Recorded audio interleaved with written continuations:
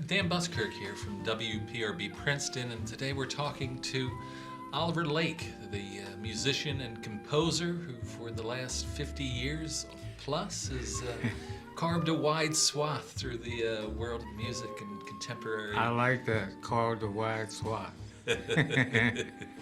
Well, I mean, it's quite a discography, quite a career. You've made your name with the World Saxophone Quartet in recent years. Trio 3 is a group you've dedicated a lot of time to, and numerous records under your own leadership.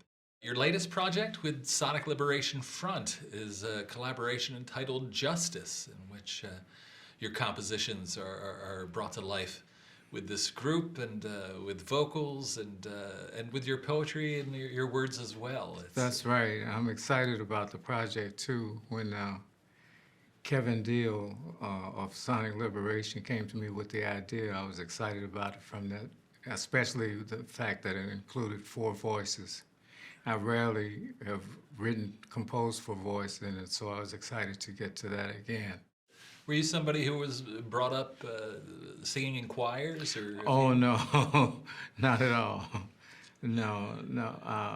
I heard a lot of church music as a youngster. My mother used to sing in the church choir, and she would sing around the house. But I was never brought up in a choir. But I imagine you're somebody who's really loved vocal music. Oh yeah, definitely. I mean, and especially with me presenting my poems and writing poetry and presenting my poetry and reading it in my performances over the last 30, 40, 50 years. Voice has been very important to me. Yeah, you've published your poetry as well. Yes, that's true. Yeah, there's 2 poems on this new record? Yes, yeah. One called Ain't Nothing Real But Love, and the other one is called Where You Is Where You At. Yeah. It's kind of dedicated to the spirit of the Native Americans. Yeah, I'd be curious to hear more about what went into your thoughts of spotlighting Native American issues in this record. Well, I had received I did a residency about 15 years ago or less in Florida, in Tallahassee, Florida, at the university there. And then that's when I did the research on the Native Americans who lived in Florida, and then that's where I actually wrote that poem. Yeah. And I went on a field trip one day, sightseeing in Tallahassee, and the tour director said, "Where you is where you at." And a hingerbird of old Tampa Bay, devil rays, Florida waves, blue wave beaches, endless flowers, Floridians, Indians, history. How fast does the river flow? A sea breeze blowing through wispy willow branches, moss hanging from ancient trees, turtles drying. The history of that has been very complex and sad and never really resolved in fairness with the Native Americans. So we owe a lot to the Native Americans. When I say we, I mean America. Yeah. And your other poem is about love, which is a subject that's always modern. It's always and the fact that when you get down to it, ain't nothing real but love, and that's the title, and that's what keeps recurring title in the piece. And when I think about all of the things that come and go and the different fads and fancies and things that happen in America, when you boil it down, ain't nothing real but love. And so I expounded on that, and it's something that we all know, but sometimes you may forget that. So I wanted to reiterate it as many times as I could. Yeah. The album really holds together as a suite of songs. Were these songs written together, or were these pulled from different eras of your composing? Both. A couple of them were new, and some of them I had written years ago, but never written it for this combination of instruments and voices. So I had recorded a couple of them with Trio 3, but never in this context, and it makes it different adding the voices, especially also having violin, flute, and tenor saxophone playing the lead parts, along with the four vocals. Oliver is taking both really rigorous compositional approach to things, and then also inserting completely free sections for people that aren't musicians. That doesn't mean that someone doesn't pay for them. It means that it's not written down. So he's really varying from the very, very complicated, technically challenging written music to stuff that's entirely made up on the spot by the artists in the moment. That's rare that you get both of those things happening at the same time to the level that's happening here with Sonic Liberation.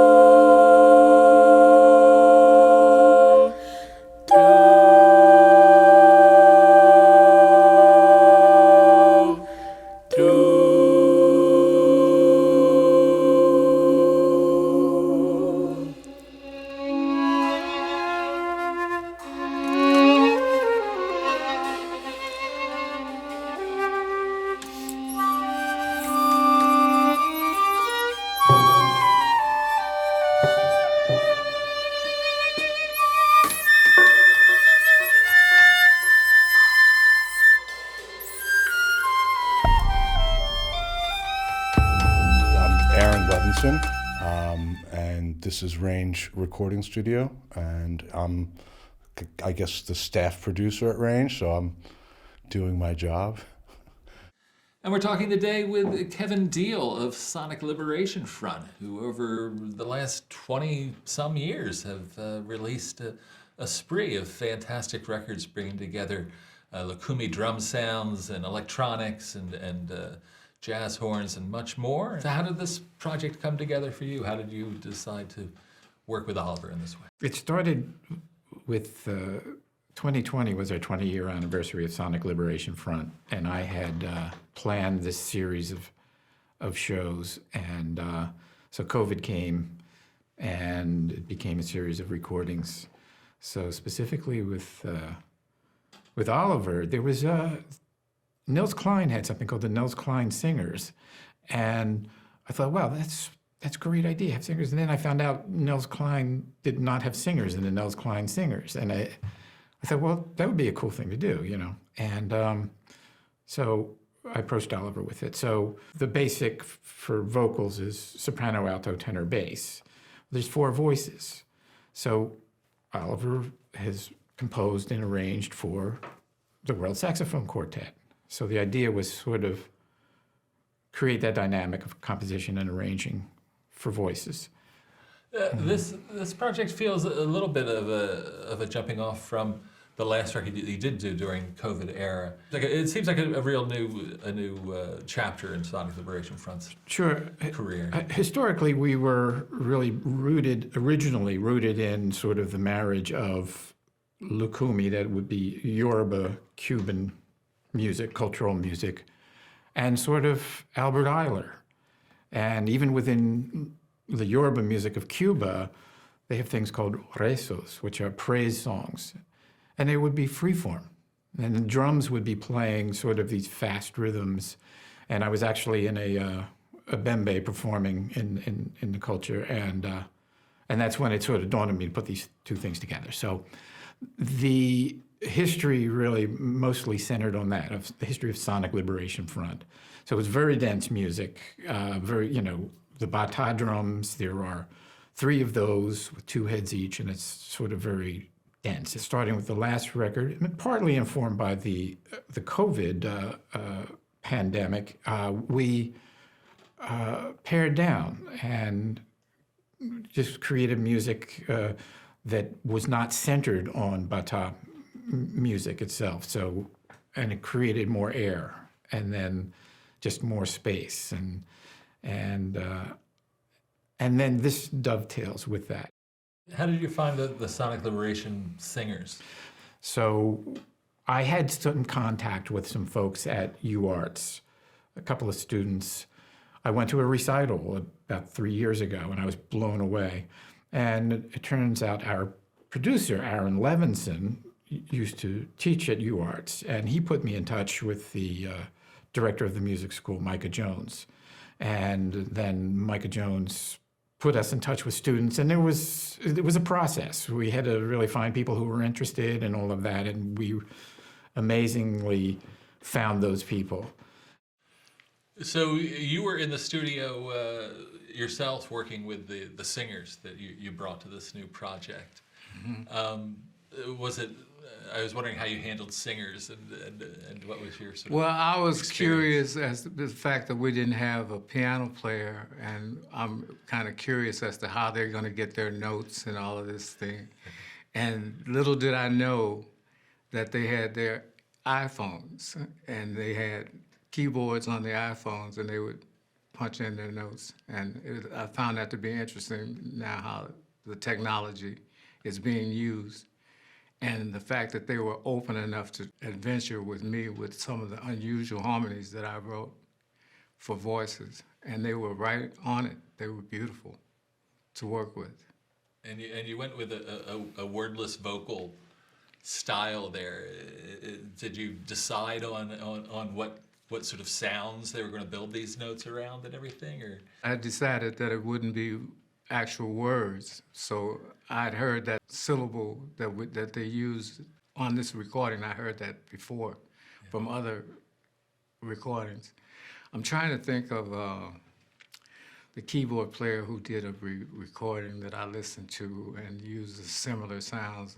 Andrew Hill. Andrew Hill, that's right. Andrew Hill, I had listened to his recording with vocals and was inspired from that. And then he didn't use any words, I don't think, and I wanted to do the same thing. And the words that I use are me reciting my poetry. Yeah. Anything else you want to touch on? Well, I'm excited for the project and look forward to it being released. And this is the first day of mixing. It's turned out very exciting for me. I'm looking forward to the finished project.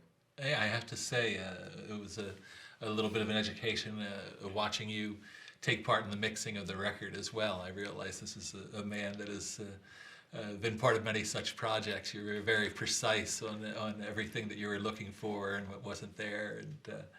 And do you have any favorite records of the many records you've made? Oh, I wouldn't do that. Just like asking who your favorite child.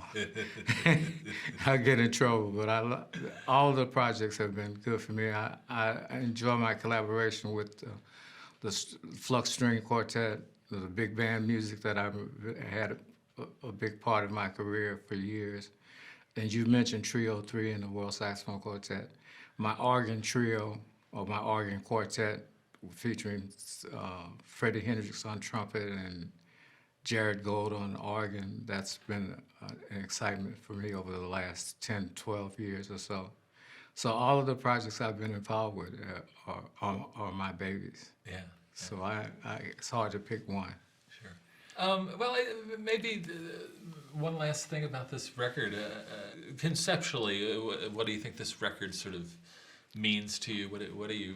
Well, the theme justice, especially at this time in history, and especially in America, is what's going on and what's going on all over the world. The pandemic and the injustices that are going on simultaneously that have been going on for years. And I hope naming this piece Justice brings some attention to the fact that that is what is still needed on the planet and in America and the world. Justice.